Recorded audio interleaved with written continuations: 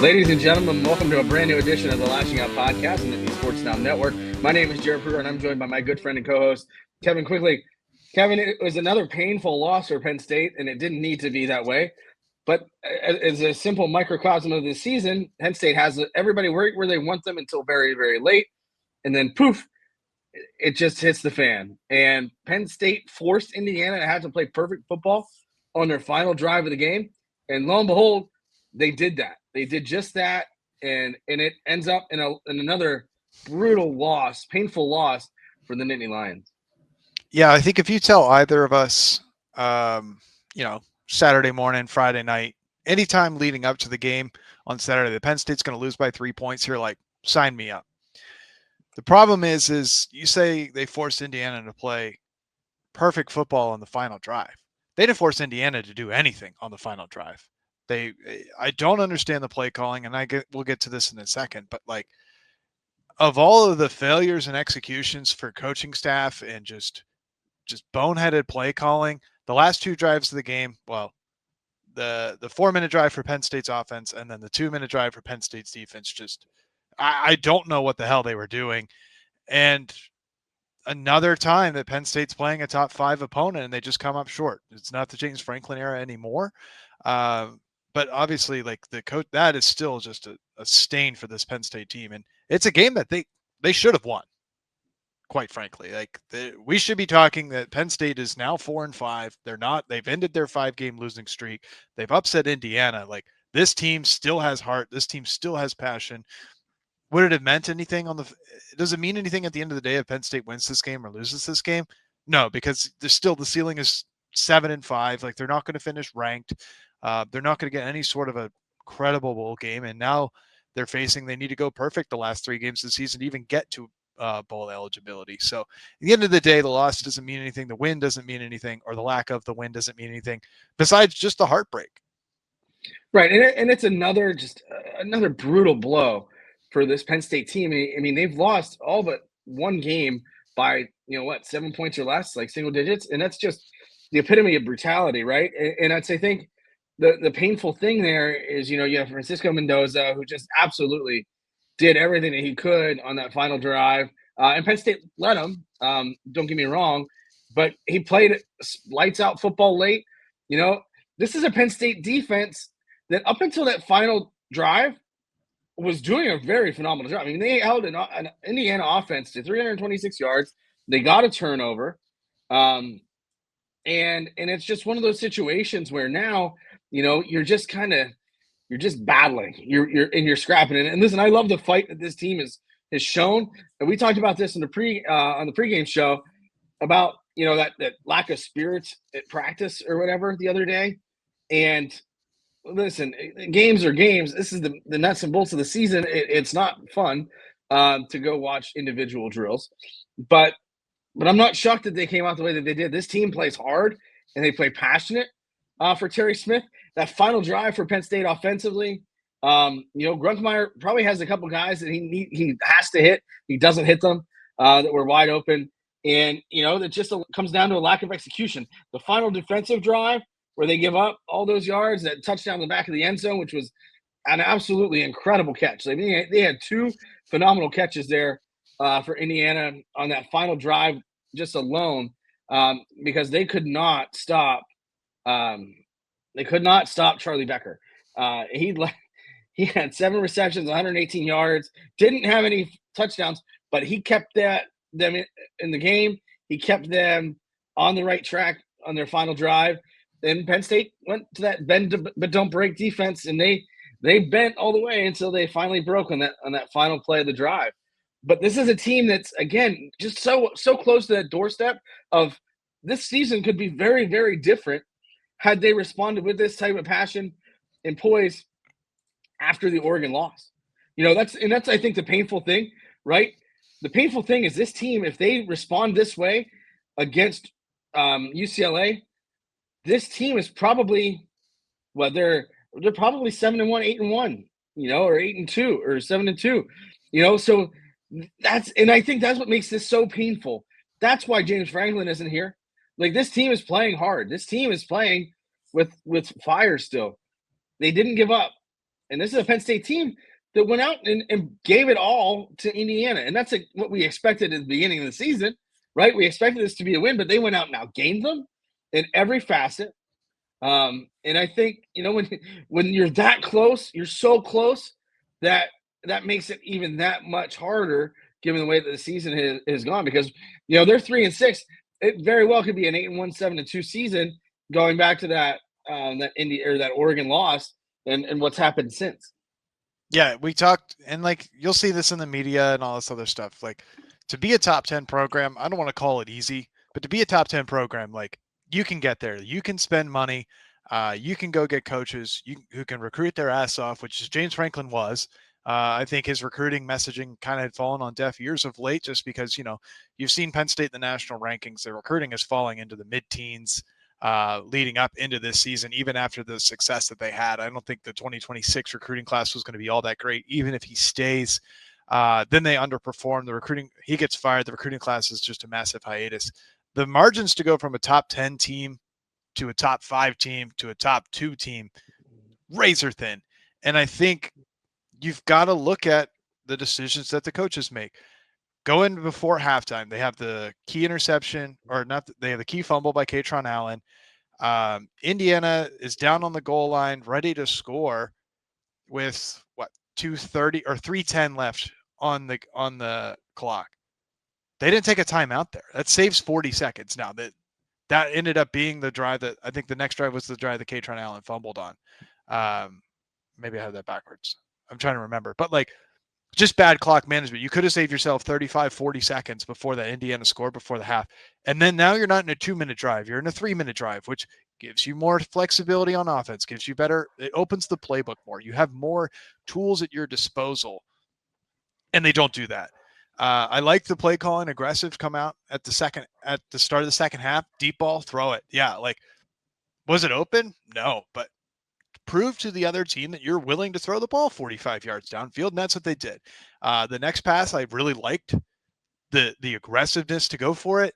Kind of a lazy route with, I forget whether it was Ross or Hudson, but it was supposed to be a curl route, and instead of doing a hard plant your foot, come right back to the quarterback, just making a hard cut, it was kind of just like a lazy little umbrella curl. And it's just that's the margin between a top 10 and a top 5 team, because Ethan throws that ball as if that was going to be a hard cut, not just a little lazy curl. Now, can you say Ethan's throw was maybe a little bit off target?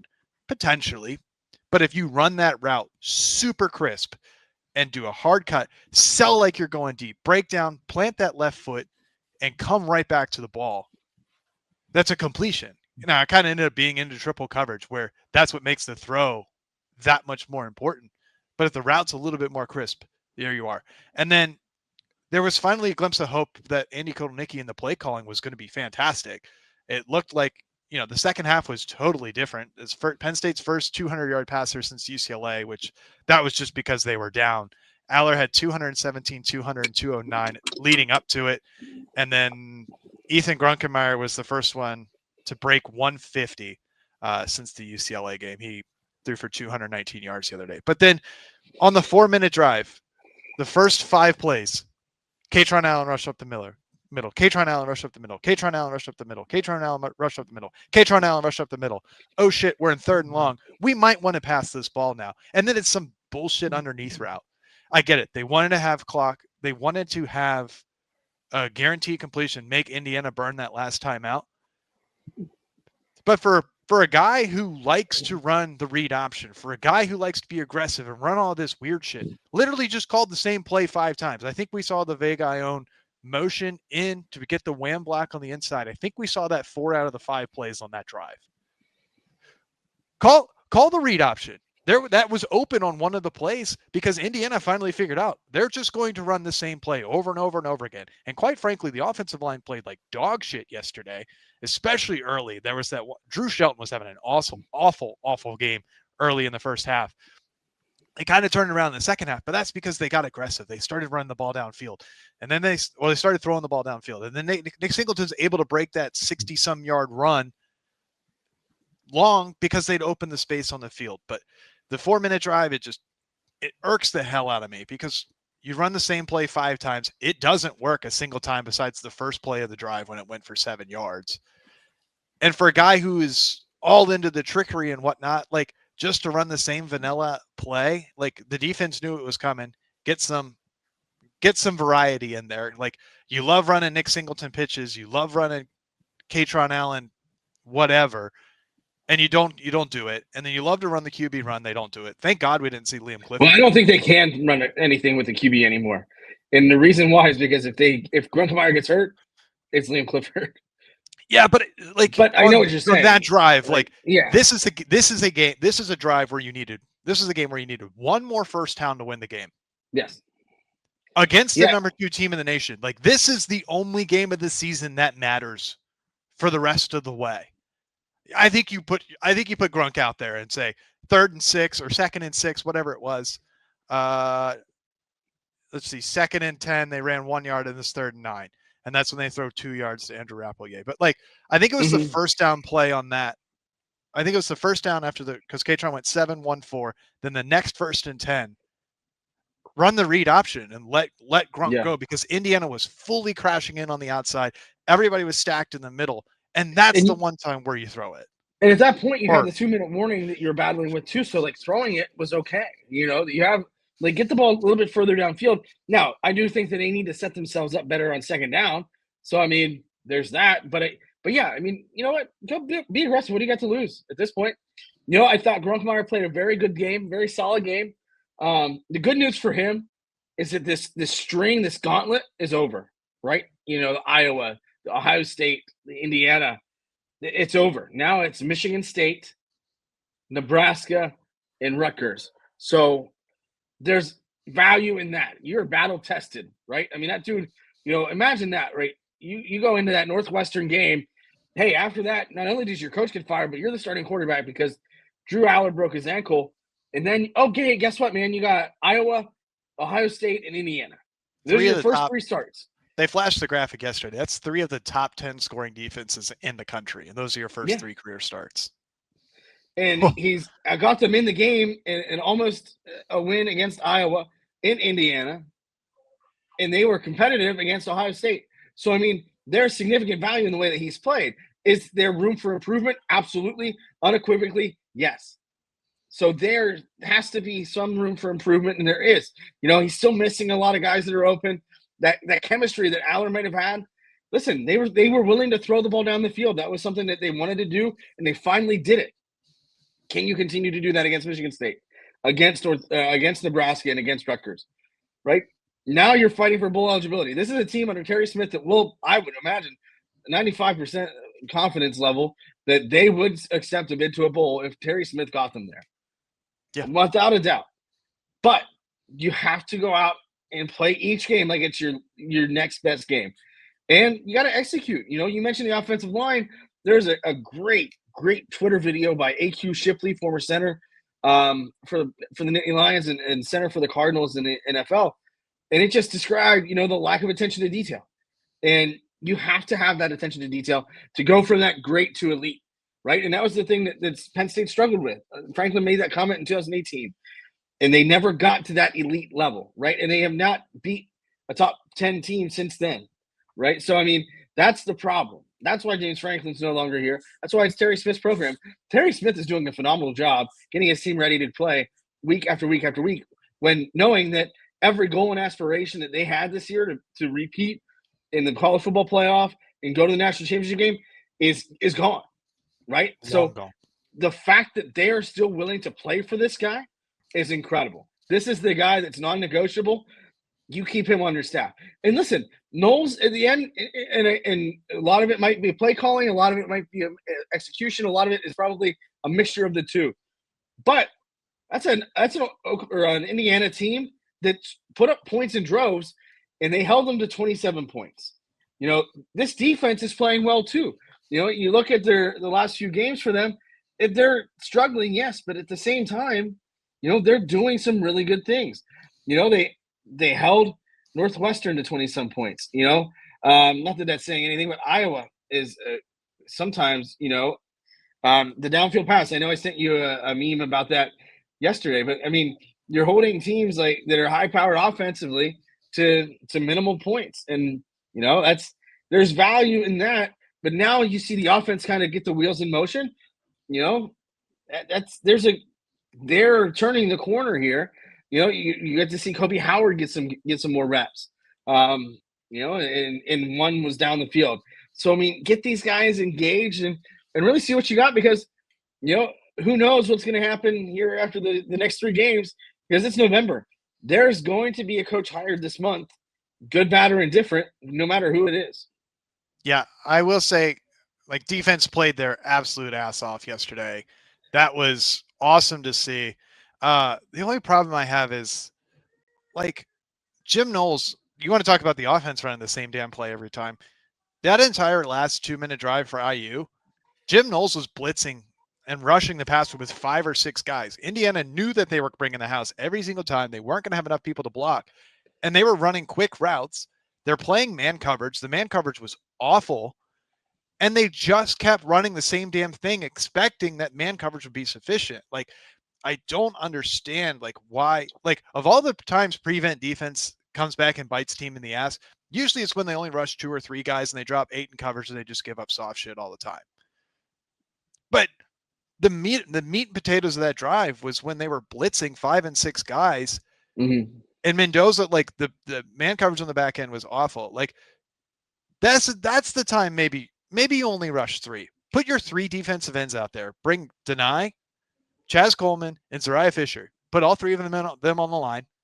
Maybe you leave a spy in and drop everybody else in coverage. Like, I don't understand. Of all the times to actually drop and play coverage is when you can give up a touchdown. If you have a field goal lead, or like a field goal for the opposing team wins it, okay, maybe you get aggressive, maybe you try to get a sack. And they were successful on first down. And then what's the next play? It was 2nd and 17. They give up a 21, 22-yard pass for a first down. Sig said something stupid. Sig was pissing me off yesterday. But Sig said something stupid like a 2nd and 40 or some bullshit like that. I'm like, Sig, shut up. But you got to give credit. Like, the catch by Omar Cooper, I do not know how his right foot did not hit before his left foot. Like, incredible feat of athleticism. You got to hand it to him there. But, like, just the last 4 minutes, and in that last 4 minutes, you want to know who ran excellent clock management? Indiana. That's probably some of the best clock management I've ever seen. Like, they actually had 3 timeouts to use, and they used them at the exact 3 best times. I think they entered their final drive with no timeouts, right? No timeouts. Mm-hmm. And just spectacular. And then Penn State, earlier in the game, they wasted that timeout. Or no, on the 2-minute drive, they wasted the timeout when they could have just told Grunk to spike it. Like, yesterday came down to coaching. No offense to Terry Smith, because he is very green at this. This is one of those times where, like, he's just not ready for the prime time on clock management. And maybe that's something. And neither was James Franklin. No. But maybe that's something they consider. Right. Like, you and I both were Brian. Yeah. You and I are both in the Brian Hartline fan or supporting his hiring. Maybe they do need somebody like an Elko if they can woo him away from A&M that actually has that head coaching experience, because that's where Penn State has been lacking. Right, and I think that's the big thing right now. I mean, you're seeing a team. This team went down to the wire against the number 2 team in the country with an interim head coach, the backup quarterback, and this is a team that's not really used to that situation right now. And I think there's a lot of Green and Grunkemeyer too. That's something that a 2-year starter or even a guy with more than 3 games under his belt knows to clock it. Like, you got to be, and in the headset, you've got to be telling them clock it. Right? That's why I don't think you need to call the timeout there. Just, like, get in the headset, clock. And I was listening to that part of the radio, and that was the thing. Like, everybody said, hey, you need to clock this. Like, and that made the most sense in that situation. But they didn't, and they blew that timeout, and they could have used it drastically later on. But again, you talk about the lack of execution at times, but, you talked about the ability of Penn State, late in the game, running the same thing. And more when you're going up tempo, you're probably not mixing it up a little bit. But kudos to Indiana. They went out, executed when it mattered the most, and made 2 of the most spectacular plays in college football this year on the same drive, and they won the game. And that's, and now Penn State's 3-6, and they've got a long way to go over the rest of the year. It's unfortunate that this season has gone the way it has, because yesterday's game tells you that, like, man, this team had it. Like, this team had what it takes to do what we expected them to do. Maybe I wouldn't say Indiana's even a fraud from this. Like, that was a legitimate top 5, top 10 matchup game. It's just Penn State has a 3-5 record right now because the early season was the crushing loss against Oregon, and then it just snowballed. Like, the James Franklin era turned into the James Franklin era, where one loss becomes 2, which then has eventually become 6. And it's just like, I was talking with one of my friends yesterday. They were like, and I kind of feel the same way. It's like, it's just pain and misery watching this team at this point in time because of just the absolute letdown that this season has been. It's like, man, can it just be the weekend after Thanksgiving, like at 3:00, like final whistle blows against Rutgers, and like, man, we get to put this one behind us. Like, it's just what it feels like. And like, of course, they're gonna, if they go to 6-6, like, we are gonna watch the bowl game because that's just what we do. But it's just like, this is the ultimate what could have been. Yeah, and every game is a reminder of that. And we're going to talk more about what could have been and what needs to happen here when we come back for the second segment of the Lasching Out Podcast on the Nittany Sports Now Network.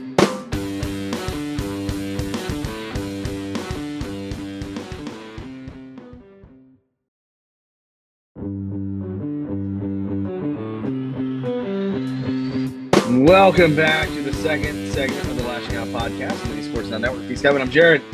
Kevin, you mentioned how close this team, or we mentioned both, how close this team and how big of a letdown it has been.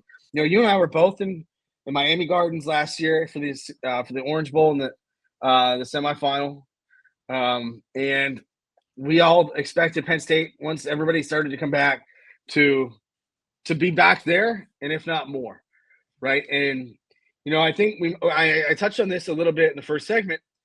The disappointment isn't that this season has gone absolutely, haywire. I think this team has shown a lot of poise, a lot of fight, and we talked about that in the first segment. But where this season, the turning point of the season was UCLA. You know, UCLA, you still have, again, last year they lost 2 games. And you still had your entire season ahead of you. You lost to Oregon in overtime at home. Tough. Okay, that's honestly not that bad, right? Oregon's a good team. Dan Lanning is a great coach. You know, they were in the college football playoff last year. They're among the Big Ten elite. But it was the response after that game. It was that Groundhog Day mentality, right? The same shit over and over again. And that's the problem. That's why James Franklin's no longer here. That's why he'll probably end up at Vatech. Then he's the Hokies problem now. And that's a great spot for him. Apparently Auburn, and he's trying to see if Mike Norvell gets fired from Florida State as well. So I think Virginia Tech has rapidly cooled for Franklin. Sorry. And listen, whatever, that's good for them. But it's that response against UCLA, too little, too late, right? And then you come out and you lay an egg, do the same thing against Northwestern. And that Northwestern game is very, very frustrating because then you lose your starting quarterback. Like, if they have Drew Aller, I honestly think if they cut ties with James Franklin after the Oregon loss, or even after UCLA, I honestly think the season's completely different. You know, the way that this team has shown up week after week for Terry Smith, I think, is a great on-field version of this of the interview. I don't know that Terry Smith is the guy, but he's definitely a guy you have to have on your staff, no matter what. He's the dude in recruiting. He's the dude getting these guys ready to go when the season is over. Like, let's be real. Like, you know, it's not over, but this season, what their goals were, it's over. So where do they go from here, right? You know, we're going to talk a lot more about, you know, the rest of we're going to talk a lot more about Michigan State. Again, this is my favorite week, Land Grant Trophy Week. It's prestigious. It's the greatest trophy in all of sports.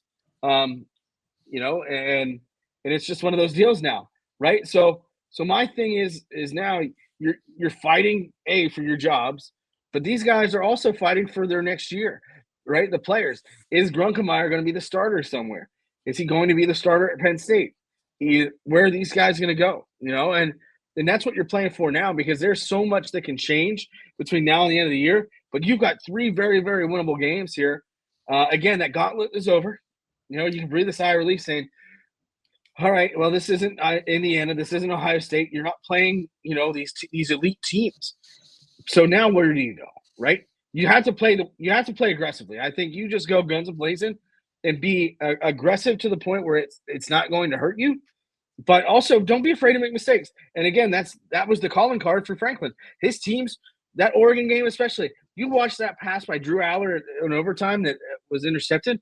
He was so tight and so nervous, it seemed. And I wasn't even at that stadium because I was in the hospital room.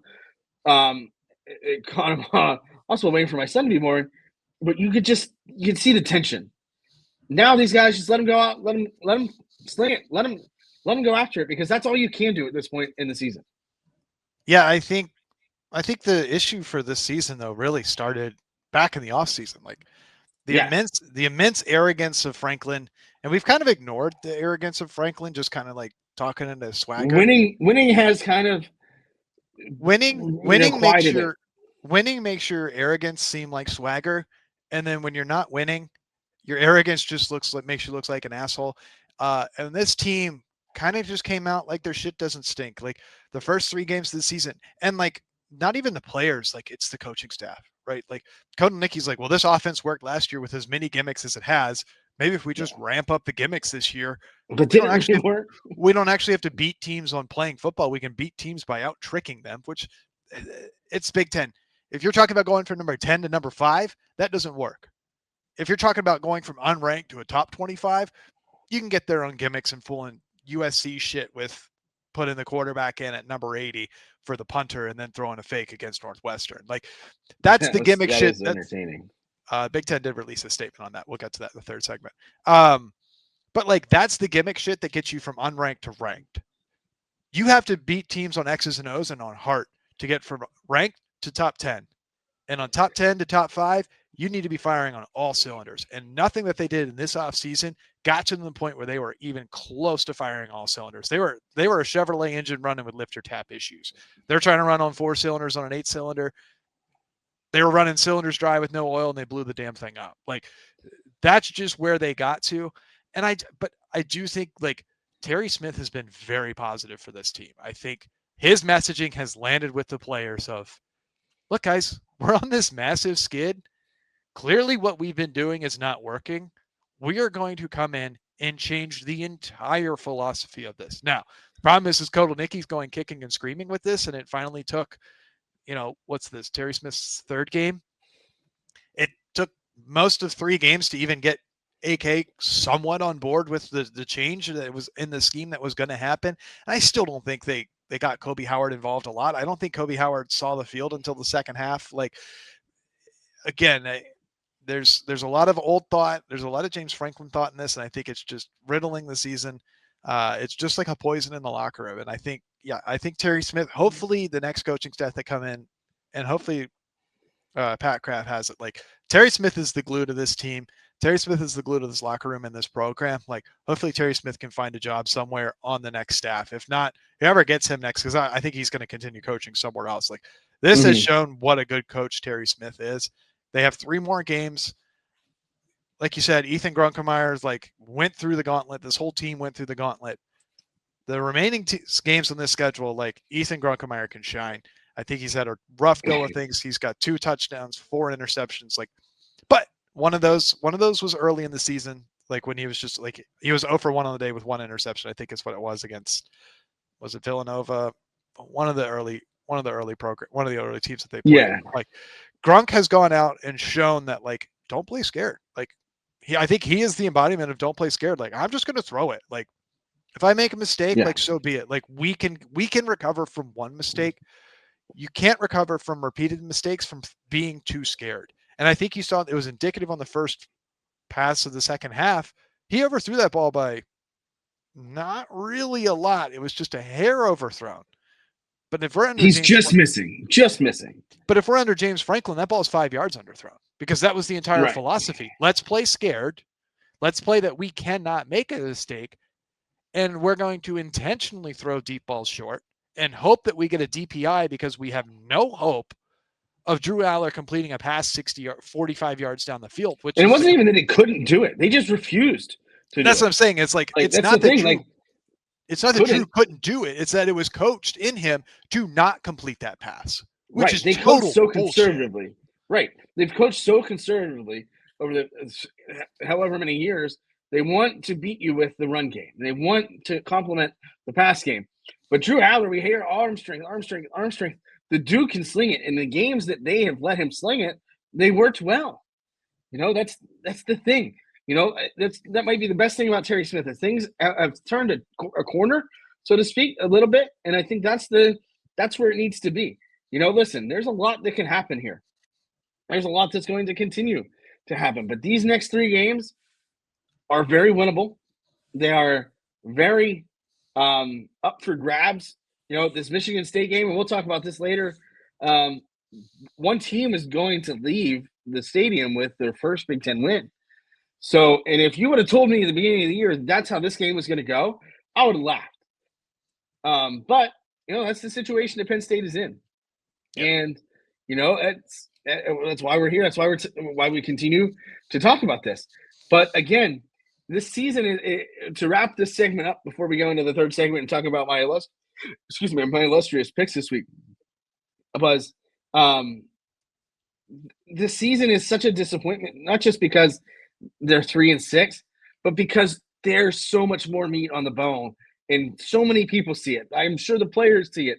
You see it and you hear it in the way that they're talking after games and at practice after practices, and the coaches too. They know there's much more that could have gone better, but for all intents and purposes, everything is like Alexander and a horrible, no good, very bad day. Anything that could go wrong has gone wrong for them. You lose Aller, you lose in overtime, another crippling turnover. You can't get over that hump to beat a Big Ten team or a top 10 team. Or a Big Ten team, I guess, in this season. Then you go to Ohio State. Power 4 team. Right.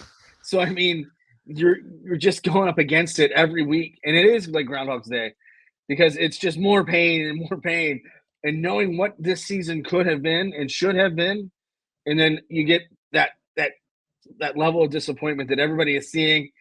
And, but for the next quarter of the season, these next 3 games, you got to go out and see what you got. And, kudos again. I don't know that I can be so like there are certain flaws that Terry Smith has, and it's a lot of jobs that are on the fly, especially as a defensive guy going into an offensive, situation. But man, kudos to him and the rest of the staff, to be honest with you, for getting these guys ready to play week after week. Right? We saw what happened in 2020. 2020 was an abysmal year for Penn State because of a loss by inches at Indiana. So assuming everybody plays in the bowl game, I feel bad for the 6-6 for the 7-5 team that Penn State goes up against, because that'll be a mighty strong 6-6 Penn State team. Right. Yeah. I mean, it is what it is. But the good news is there are 3 very winnable games. The toughest game, I think, on paper is probably Nebraska. But honestly, the next toughest game is their next one. It's Michigan State. Go out and get a win. And it's got to get, this is where that 1-0 mentality comes in. You just got to want to know every week. And, when you're going 0-1, it doesn't help you unless you're, I guess, dyslexic. But, it's just one of those situations where now you just got to roll with it and see what happens. And, Terry Smith is the guy to do that. For right now, is he the guy for next year? I don't know. We're going to find out more as this month continues, because they have got to make a coaching hire sooner rather than later as the coaching carousel continues to get sped up. Yeah, I think, the difficult part of making that coaching hire is that everybody that they want is still coaching, because let's be real. Urban Meyer, terrible choice. Pat Fitzgerald, terrible choice. Like, anybody who doesn't have a job in 2025 and who hasn't coached in the NIL era, which would be both Meyer and Pat Fitzgerald, terrible decisions, terrible choices. And I'm glad that they haven't made a hire yet. The problem is it's just going to be pain and misery. Like, by the time Penn State plays again, it will be more than 2 calendar months since they have last won a game. They last won a game on September 13th. So September 15th is on Saturday. So it would be 2 months and 2 days since they had last won a game. Hopefully they get the W on Saturday. But my icebreaker when I talk to people about my son is that he has yet to see Penn State win a game. He was born just hours after the Oregon game, after the whiteout. And obviously, we know what's happened since. He's seen more coaches fired than most Penn State fans have really in their entire lives. So, which is crazy to me. But He's seen that's more where they're coaches at. fired than Penn State wins. Yes. 1-0. The 1-0 mentality.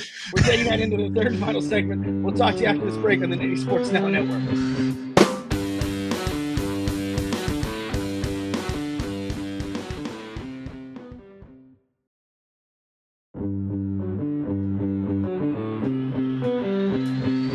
Welcome back to the third and final segment of the Lasching Out Podcast on the Nittany Sports Now Network. He's Kevin. I'm Jarrod. Kevin, let's talk picks. I need to be cheered up. All right. So I did swing for the fences this week.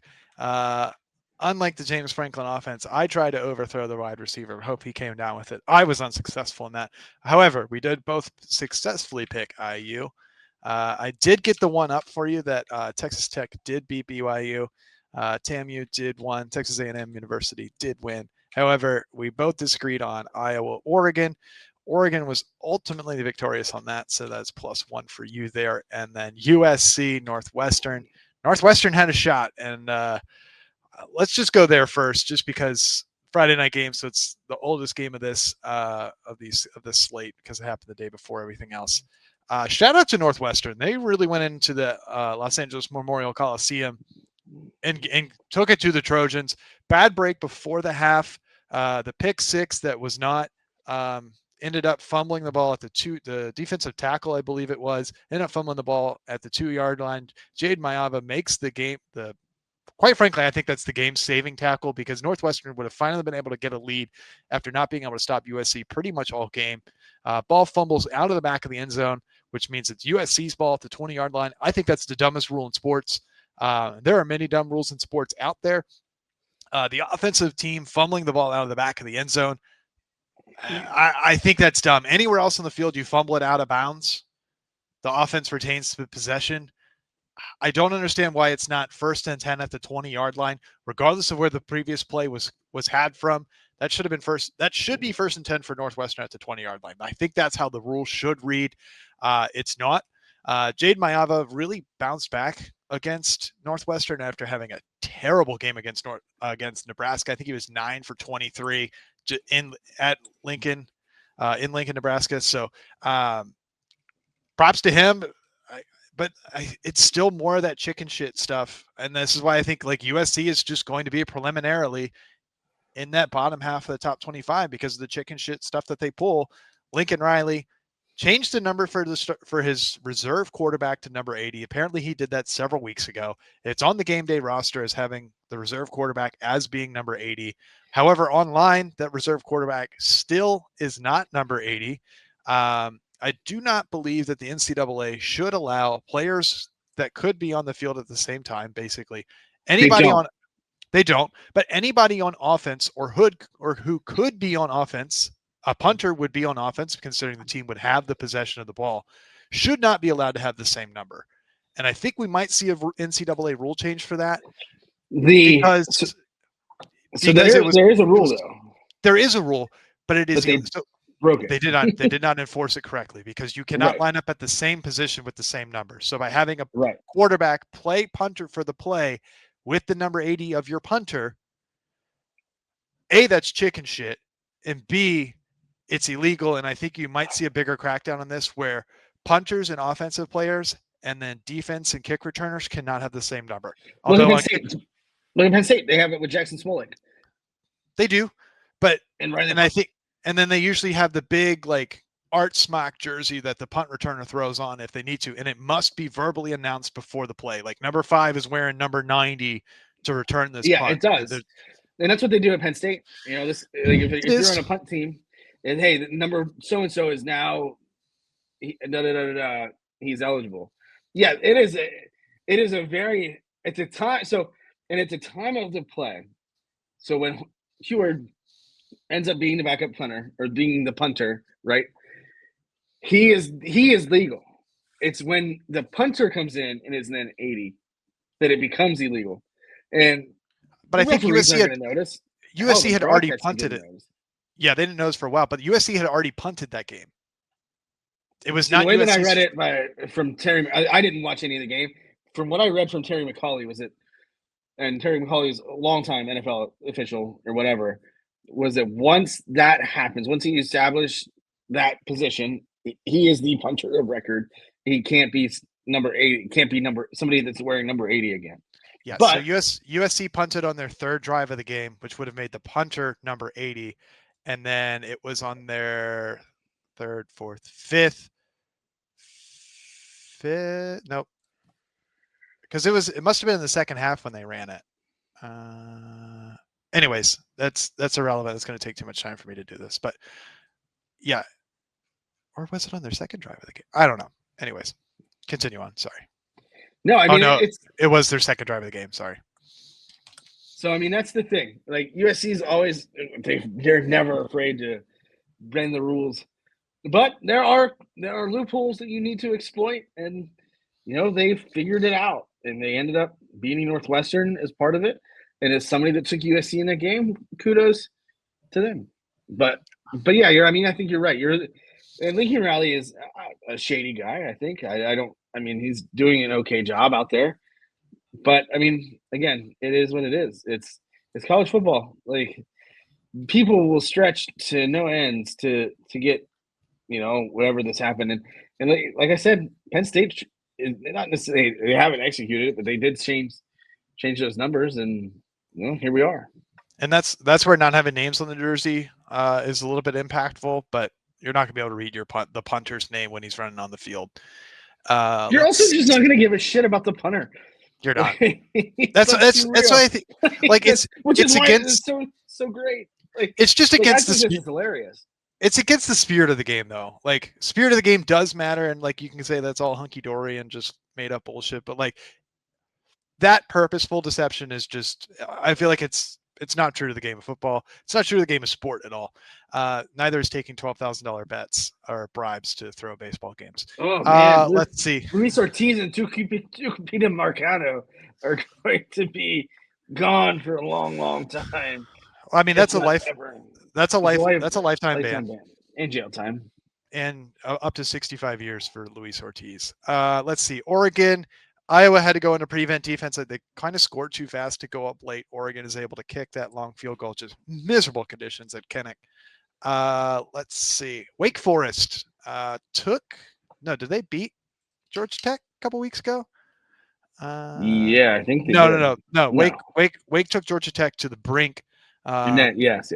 And then they went into Scott Stadium and handled the Cavaliers yesterday. So number 14 UVA, who had an outside chance at getting into the college football playoff, had they won out. Yeah, rough day for the ACC yesterday. Rough day for them. Let's see. Cal goes into Louisville and wins. Auburn, fresh off the firing of Hugh Freeze, loses to Vanderbilt in overtime.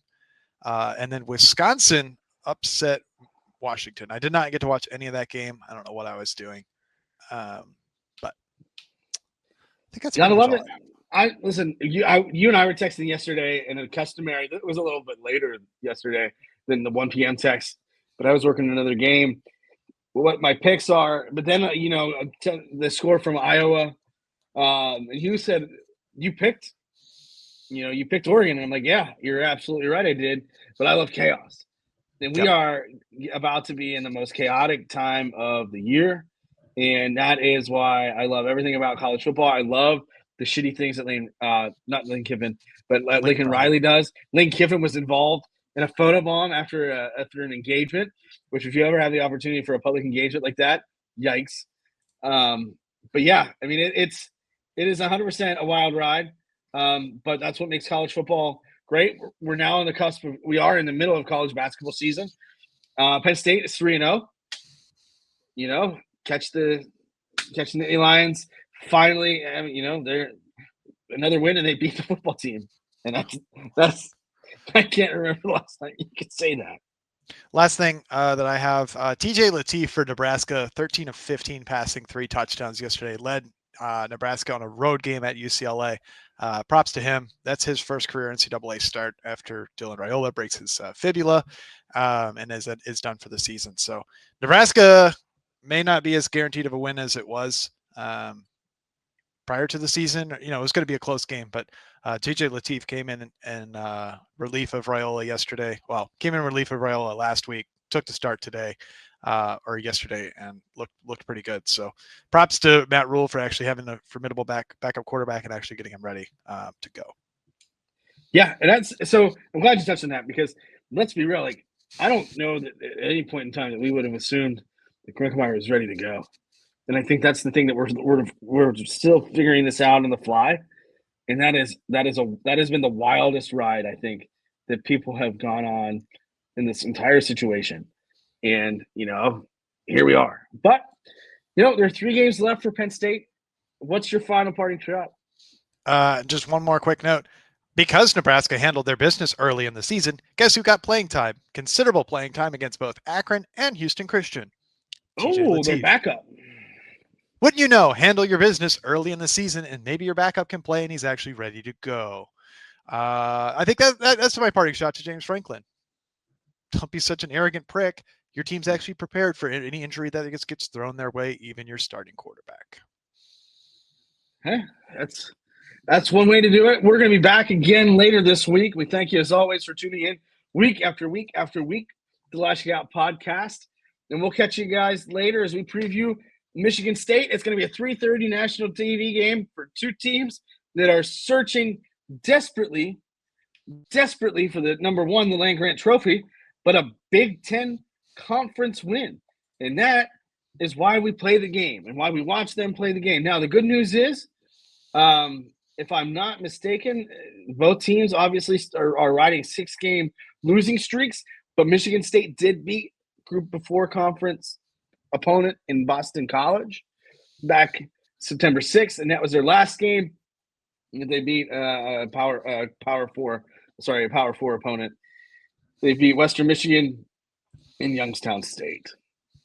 Yeah, but so that's also the last game they've won against a FBS opponent. Yeah, well, there's that too. But hey, that's why they play the game. It's going to be a battle for the most prestigious trophy in all of college sports, the land-grant trophy. I'm going to be all about it, Kevin, and I can't wait to preview the land-grant trophy game with you on the Lasching Out Podcast on the Nittany Sports Now Network. We'll catch you again later this week.